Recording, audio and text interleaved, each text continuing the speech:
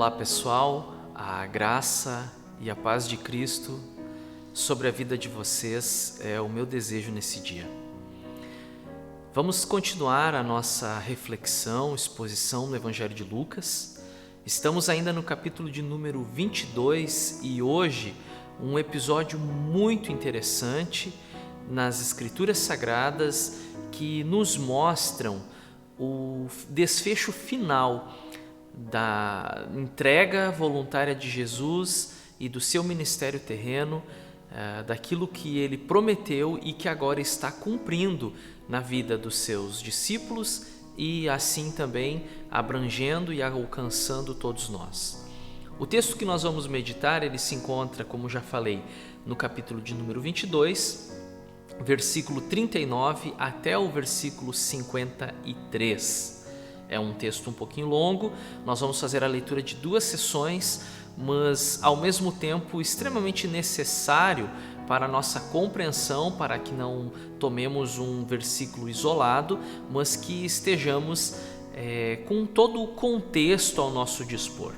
Nos diz assim a palavra do Senhor. Como de costume, Jesus foi para o Monte das Oliveiras e os seus discípulos o seguiram. Chegando ao lugar, ele lhes disse: orem para que vocês não caiam em tentação. Ele se afastou deles a uma pequena distância, ajoelhou-se e começou a orar. Pai, se queres, afasta de mim este cálice, contudo, não seja feita a minha vontade, mas a tua. Apareceu-lhe então um anjo do céu que o fortalecia. Estando angustiado, ele orou ainda mais intensamente, e o seu suor era como gotas de sangue que caíam no chão. Quando se levantou da oração e voltou aos discípulos, encontrou-os dormindo, dominados pela tristeza. Por que estão dormindo? Perguntou-lhes. Levantem-se e orem, para que vocês não caiam em tentação. Enquanto ele ainda falava, apareceu uma multidão conduzida por Judas, um dos 12. Este se aproximou de Jesus para saudá-lo com um beijo. Mas Jesus lhe perguntou: Judas, com um beijo você está traindo o Filho do Homem? Ao verem o que ia acontecer, os que estavam com Jesus lhe disseram: Senhor, atacaremos com espadas? E um deles feriu o servo do sumo sacerdote, decepando-lhe a orelha direita. Jesus, porém, respondeu: basta, e tocando na orelha do homem, ele o curou. Então Jesus disse aos chefes dos sacerdotes, aos oficiais da guarda do templo e aos líderes religiosos que tinham vindo procurá-lo: estou eu chefiando alguma rebelião para que vocês tenham vindo com espadas e varas? Todos os dias eu estava com vocês no templo e vocês não levantaram a mão contra mim. Mas esta é a hora de vocês, quando as trevas reinam. Então, até aqui a leitura de hoje, e nós vamos meditar nesse momento da prisão de Jesus e os instantes anteriores à sua prisão, quando ele orava, ou pelo menos havia proposto orar com os seus discípulos, mas o contexto nos mostra que Jesus orou, os discípulos nem tanto. A exemplo da semana passada, eu quero me deter na segunda parte do texto inicialmente, para fazermos aqui uma introdução dos acontecimentos e depois vamos pegar a primeira parte do texto e extrair dali algumas lições para as nossas vidas. Essa segunda parte do texto nos traz então informações que são mensagens que já foram pregadas, como por exemplo a entrega de Jesus por Judas, que Lucas nos mostra que Judas já havia combinado isso com os líderes religiosos, com os sacerdotes. Judas sabia o exato local onde Jesus se encontrava, se reunia com seus discípulos e se retirava das multidões para frequentemente estar diante de Deus em oração. Então ele precisava denunciar esse exato local, e é isso que ele faz. E ele combina com as lideranças que aquele a quem ele beijasse, então era esse que deveria ser detido, preso. Nós observamos também que Como eu falei na semana passada, Jesus não estava tentando criar nenhum motim e muito menos incentivar os seus ouvintes, os seus seguidores a agirem com violência. As duas espadas, como na mensagem anterior nos mostra, era apenas um símbolo para cumprimento da profecia de Isaías 53, que diz que ele seria encontrado ou contado entre os malfeitores, entre salteadores ou coisa desse tipo. E é exatamente essa a pergunta que ele faz aos líderes religiosos. Todos os dias estava com vocês, e vocês não levantaram a mão contra mim. Eu estou chefiando alguma rebelião? Pergunta Jesus. Eu andei livremente, eu estive no templo, nas ruas da cidade, eu preguei abertamente entre vocês. Mas, como eu também já falei inúmeras vezes nessa exposição de Lucas, nada aconteceu fora da ordem e da hora exata dos acontecimentos. Eles tentaram muitas vezes prender Jesus, porém não prenderam porque ainda não era chegada a hora.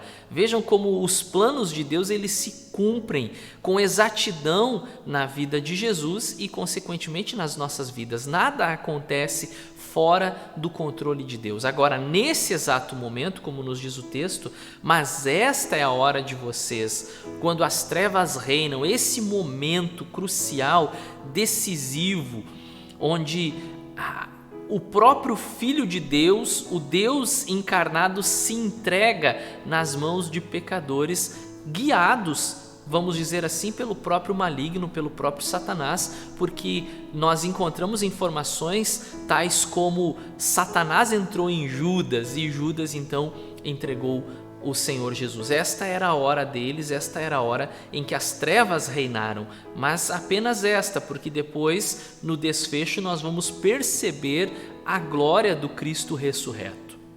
Bem, Getsêmani, que lugar era esse?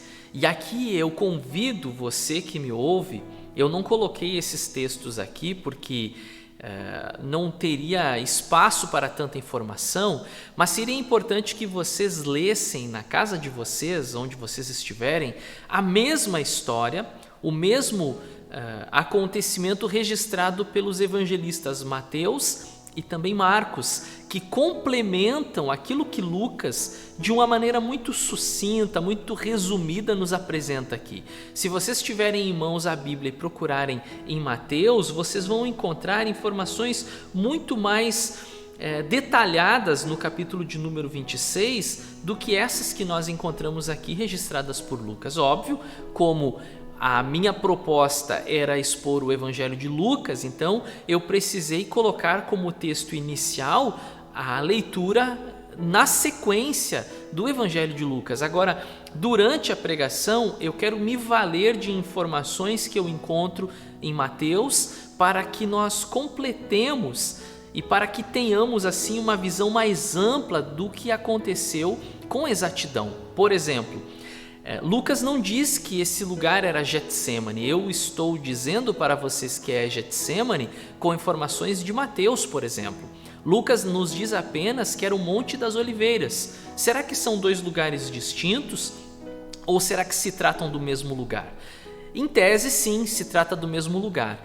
O Monte das Oliveiras é uma cadeia montanhosa entre Jerusalém e o deserto da Judéia, e é uma cadeia montanhosa que é conhecida pela grande quantidade, era conhecida pela grande quantidade de oliveiras.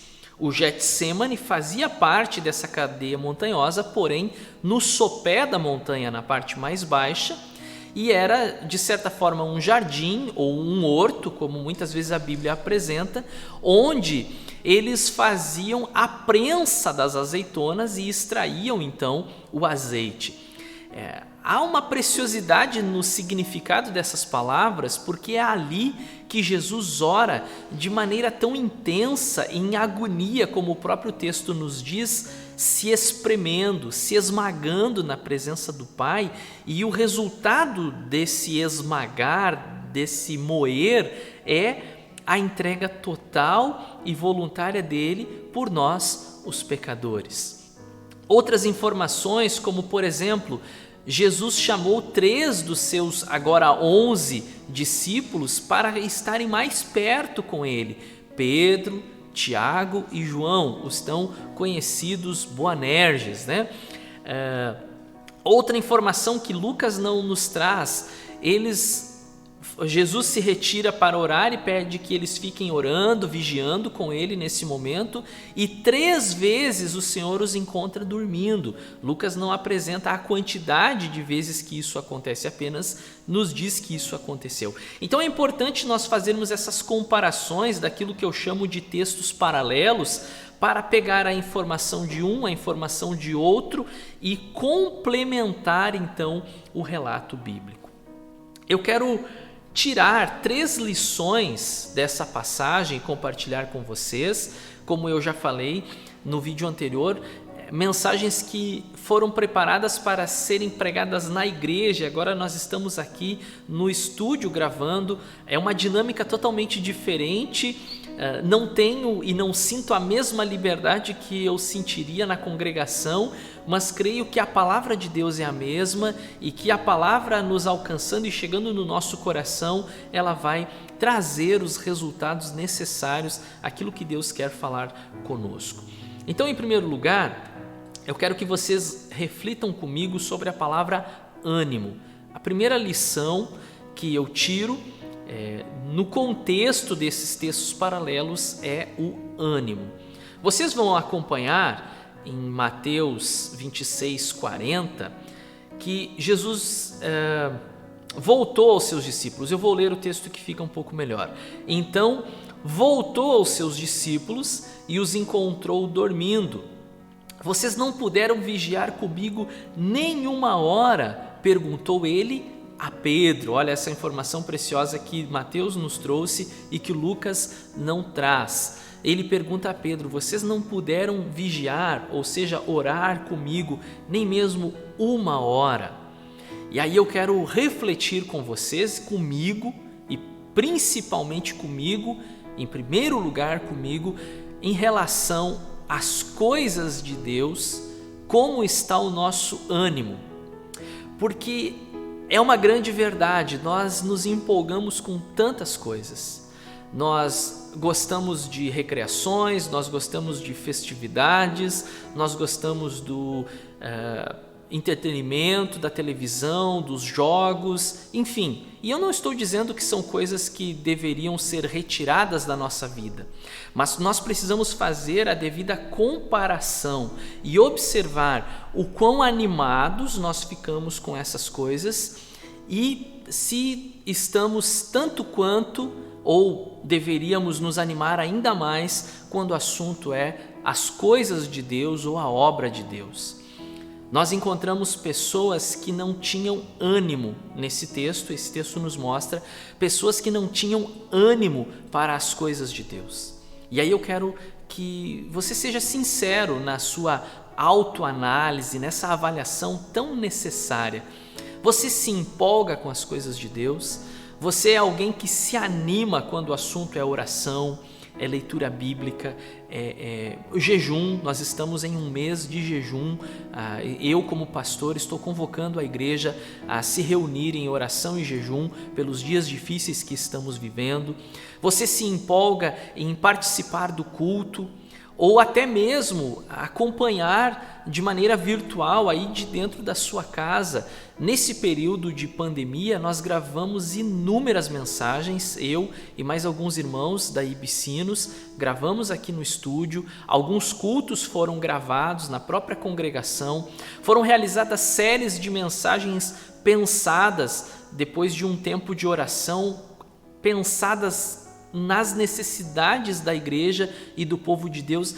E muitas vezes eu me encontro com pessoas e eu pergunto se essas pessoas acompanharam. Eu estou falando membros da igreja, não estou falando pessoas de fora da nossa comunidade, membros da igreja. Eu pergunto se estão acompanhando as mensagens e muitos deles dizem: pastor, eu não ouvi, eu não assisti, ou pelo menos eu não estava junto agora no domingo. A gente sempre procura colocar a mensagem como uma estreia, como você está acompanhando agora, para que as pessoas se reúnam no mesmo momento em oração. buscando ao Senhor. Claro, algumas pessoas não podem por algum compromisso, aí sim faz sentido assistir depois, mas aqueles que podem, separem esse tempo para estarem reunidos em oração e em devoção. A verdade é que é muito mais fácil nós nos empolgarmos com qualquer outra coisa do que com as coisas de Deus. Se você é o tipo de pessoa que sente sono, desânimo, sonolência, enfim, fraqueza quando o assunto é orar, é ler a palavra, acha aquilo maçante, não sente o sabor, o prazer daquele momento, você precisa refletir sobre isso se você não foi infectado com uma preguiça espiritual. E muitas pessoas, talvez ao ouvirem essa minha fala, vão até achar isso engraçado, mas não há nada de engraçado nisso, porque é tudo o que o maligno quer fazer com os filhos de Deus, semear neles, plantar neles o desânimo, para que eles não tenham a mínima vontade de fazer aquilo que eles deveriam fazer, porque ele sabe, o maligno sabe do poder que há na igreja quando a igreja ora. A Bíblia mostra isso, o livro de Atos mostra isso, e tantas outras histórias da Bíblia nos comprovam que havia um grande mover e um grande agir de Deus quando as pessoas se comprometiam em buscar ao Senhor, se arrepender, orar, buscar na palavra o conhecimento. Então, nós que sabemos da força disso, muitas vezes não valorizamos, precisamos pedir perdão a Deus. Se você está se sentindo cansado na hora da oração, se sentindo sonolento na hora da leitura bíblica, não aceite isso na sua vida, não aceite o desânimo, lute contra isso, faça um esforço, não se acomode, faça aquilo que Paulo escreve aos Romanos, não se conforme com essas coisas, com este século. No capítulo 12 você encontra essa informação. E aí eu coloco aqui para vocês um versículo que nos dá uma base sobre isso, onde também eu vou embasar a minha fala. Quando Paulo escreve aos Gálatas, no capítulo 5:17, ele diz assim: pois a carne deseja o que é contrário ao Espírito, e o Espírito o que é contrário à carne. Eles estão em conflito um com o outro, de modo que vocês não fazem o que desejam. Essa é uma guerra, é uma batalha constante no nosso coração e nas nossas vidas, e nós precisamos ter conhecimento disso e não baixar a guarda. Precisamos buscar, precisamos nos fortalecer, querer vencer essa batalha, porque senão nós vamos sentir prazer apenas nas coisas que não fazem parte das coisas de Deus, e vamos deixar sempre as coisas de Deus em segundo ou até mesmo terceiro plano nas nossas vidas. Jesus os convocou para orar, e aí quando vai ter com eles, os encontra dormindo, abatidos, e essa fala de Jesus, ela mexe tanto comigo, porque Jesus diz assim: vocês não conseguiram orar nenhuma hora. E muitas vezes nós vamos orar, a nossa oração são 5 minutos, 10 minutos, 15 minutos, quando estamos empolgados e de repente não temos mais ânimo, não temos vontade, a nossa mente ela divaga, nós pensamos em outras tarefas e não conseguimos nos concentrar ali. Nós precisamos buscar este ânimo para as coisas de Deus, ânimo para as coisas de Deus. A segunda lição que eu tiro desta passagem é a empatia. E aí talvez você esteja se perguntando onde que eu encontro, onde que eu vejo empatia nesse texto. Bem, eu vou mostrar para vocês em Mateus 26:38 de onde eu tiro a ideia. Disse-lhes então: a minha alma está profundamente triste, numa tristeza mortal. Fiquem aqui e vigiem comigo. Jesus disse isso a eles: a minha alma está profundamente triste, numa tristeza mortal. Fiquem aqui e vigiem comigo. Algumas considerações em relação a isso. Jesus, o Jesus homem, que sentia dor, que teve medo, que chorou, que teve sono, dormiu na embarcação durante a tempestade. Nós temos uma lista de passagens que nos mostram que Jesus era Deus, mas ao mesmo tempo homem. E como nos diz o autor aos Hebreus, ele foi tentado em tudo, assim como nós. Passou pelas mesmas tentações e dificuldades, com a grande diferença de que ele não pecou, ele resistiu a todas elas. Mas veja, Jesus está num momento difícil, crucial. Daqui um pouquinho eu vou falar sobre esse momento da vida de Jesus como um dos mais importantes, talvez o mais. Eu vou me arriscar um pouquinho aqui. Mas Jesus está passando por um dos seus momentos mais cruciais. Ele traz consigo 3 dos seus discípulos mais chegados, aqueles que compartilharam com ele os melhores momentos, que presenciaram curas, sinais, que comeram o pão que ele multiplicou, que receberam explicações extraordinárias de parábolas que os outros grupos não receberam. Esses aqui receberam, aqueles que estavam com ele à mesa, há poucos instantes, há poucas horas, comiam com ele o pão que ele partia, compartilhavam de um mesmo cálice. Esses, Jesus, que considera seus amigos, pede que estejam com ele no momento mais difícil. Pede que esses estejam ao seu lado no momento mais difícil. E aí você vai lembrar de um Pedro que disse: Jesus, eu estou pronto para morrer por ti. Mas na hora da oração, na hora de estar ali, de ser presente, ele está dormindo. Isso fala muito a nosso respeito, daquilo que nossa boca é capaz de dizer, mas que o nosso coração não está comprometido em fazer. Empatia, o quanto que o sofrimento do outro me atinge, o quanto que a dor do outro também dói em mim.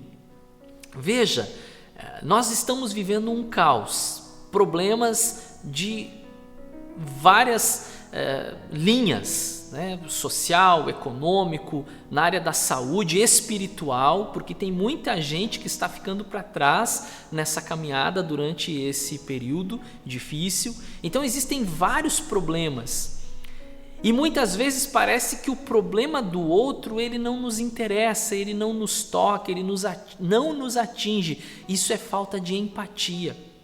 A palavra de Deus, e eu quero que você olhe comigo em Romanos 12, nos diz que nós devemos nos alegrar com os que se alegram, ou seja, as conquistas e as vitórias do outro são motivo das minhas alegrias e dos meus louvores a Deus. Porém, as lágrimas, o choro do outro também deve me levar a sentir essa dor. Alegrem-se com os que se alegram, chorem com os que choram. O nome disso você pode procurar no seu dicionário, é empatia, é se colocar no lugar do outro. E aí eu quero que vocês imaginem se um amigo nosso, se um familiar nosso, ou até mesmo um estranho, nos procura, nos diz que está necessitado, que precisa do alimento, e eu tenho certeza que de alguma forma nós vamos ajudar. Ou pelo menos a maioria das pessoas faria o possível para dar o alimento, convidar a pessoa para uma refeição e até mesmo preparar uma sacola, um cesto com alguns alimentos para que essa pessoa leve. Ótimo! E nós não fizemos nada grandioso, nós não fizemos mais do que a nossa obrigação como cristãos. Agora, quando você sabe que a pessoa que está próxima de você, um amigo, um familiar, um vizinho, um conhecido, o amigo de um amigo, que trouxe uma informação, que lhe trouxeram uma informação que chegou até você de que essa pessoa está sofrendo, de que existem pessoas nos leitos dos hospitais, de que existem pessoas que aguardam uma vaga, que existem pessoas que estão desempregadas, que existem comerciantes que não podem abrir as portas do seu comércio porque não podem trabalhar nesse momento. São tantos os problemas. E como que isso chega até nós? Nós sentimos essa dor, nós sofremos o que o outro está sofrendo, as lágrimas do outro, elas falam também conosco, nós precisamos nos colocar no lugar do outro. Jesus está no momento crucial da sua vida e os seus amigos não estão orando com ele.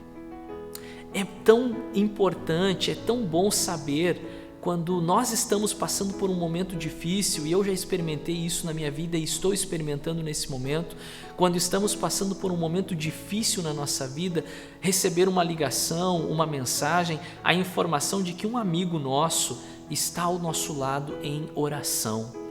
Aí aquela carga de 1 tonelada sobre os nossos ombros, ela já não pesa mais 1 tonelada, porque ela está sendo dividida por todos aqueles que se colocam na presença de Deus em oração pelo nosso problema. E da mesma forma, nós precisamos, como diz Paulo aos Gálatas, levar as cargas uns dos outros. E eu acrescento aqui, e esse levar as cargas, principalmente a começar pela oração. Então, se você acha que não tem motivos para orar, se você me diz que não ora muito porque não tem tantas razões para orar, olhe à sua volta. Olhe à sua volta, quantas pessoas estão precisando da sua oração, e talvez você esteja deixando o seu amigo ou os seus amigos, assim como os discípulos deixaram Jesus sozinho nessa empreitada. Não façamos isso, tenhamos empatia pelo problema do outro. E em terceiro lugar, a última lição que eu tiro da passagem de hoje, ela nos fala sobre fortalecimento. Fortalecimento. Ainda em Mateus, capítulo 26, versículo 41, Jesus então alerta os seus discípulos, dizendo: vigiem e orem, para que não caiam em tentação. O espírito está pronto, mas a carne é fraca. O Senhor conhecia e conhece a nossa condição. Ele sabe das nossas fraquezas, Ele sabe dos nossos limites, e é por isso que Ele pede que oremos. Não é orar para vencer a tentação, também é importante, mas essa oração que Jesus está sugerindo é uma oração para que não se entre em tentação, para nos prevenirmos, né? Como diz o ditado, é melhor prevenir do que remediar. Então é nós nos fortalecermos antes, não esperarmos o momento da queda, não esperarmos o momento do tropeço, para daí então começarmos a perceber a necessidade de oração, de jejum, de consagração, de fortalecimento na palavra de Deus. Antes, precisamos fazer isso antes, como uma prevenção na nossa vida espiritual,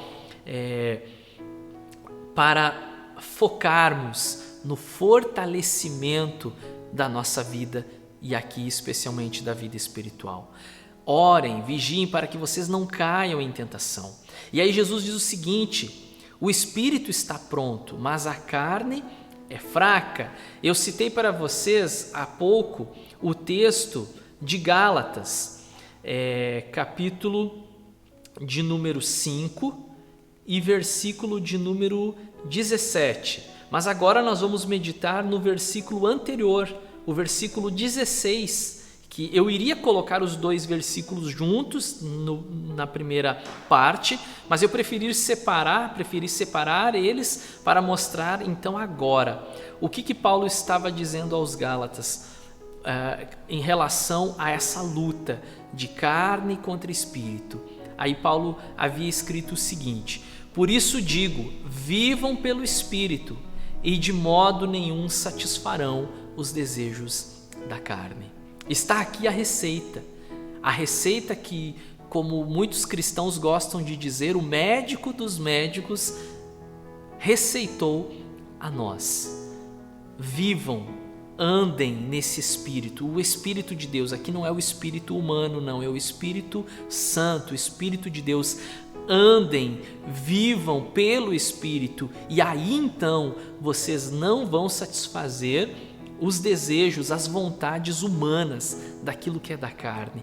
Então eu aprendo com isso que eu preciso buscar uma vida de experiências e de relacionamento com o Espírito Santo, para que então eu fortaleça o meu espírito e consequentemente eu enfraqueça a minha carne para o pecado e para as coisas desse mundo. Por isso digo, vivam pelo Espírito e de modo nenhum satisfarão os desejos da carne. Ânimo, empatia e fortalecimento. E aí eu finalizo então com mais um texto do apóstolo Paulo, agora a segunda carta aos Coríntios, versículos 16 e 17, que nos dizem assim: por isso não desanimamos, embora exteriormente estejamos a desgastar-nos, interiormente estamos sendo renovados dia após dia, pois os nossos sofrimentos leves e momentâneos estão produzindo para nós uma glória eterna que pesa mais do que todos eles. E glória a Deus por isso. O meu desejo, irmãos, e minha oração é que, da mesma forma como Paulo está escrevendo aos Coríntios, que também nós estejamos sendo fortalecidos e que não desanimemos e que olhemos para tudo que estamos passando, sofrimentos, perseguição, dias difíceis, e que enxerguemos nisso tudo a mão de Deus produzindo em nós uma glória muito maior do que o peso de todos os nossos sofrimentos. Que Deus abençoe a sua vida, que continuemos firmes no nosso propósito de servir ao Senhor com ânimo, com empatia e buscando fortalecimento.